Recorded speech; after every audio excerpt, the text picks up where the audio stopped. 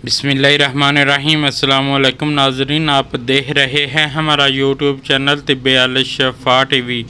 मैं आपका मेज़बान हकीम मोहम्मद ज़मान हैदर।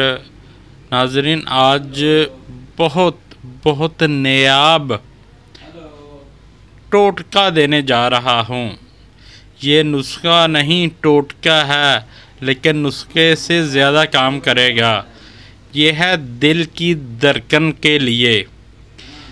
दिल का धड़कना, बेतरतीब धड़कना, असल में ये मैदे में गैस पैदा होने की वजह से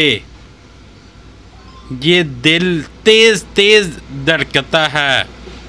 इसका टोटका क्या है वो सुन लें। एक पौधा होता है न्याज़बो, जिसे हम पंजाबी में मुश्क बिबरी भी बोलते हैं।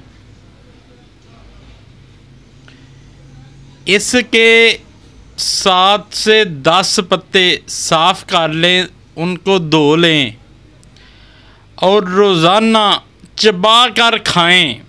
सिर्फ 7 दिन खाने हैं। 7 दिन के बाद दिल की धड़कन नहीं होगी। वीडियो को सदका जारिया समझकर ज़्यादा से ज़्यादा शेयर करें। अस्सलामु अलैकुम।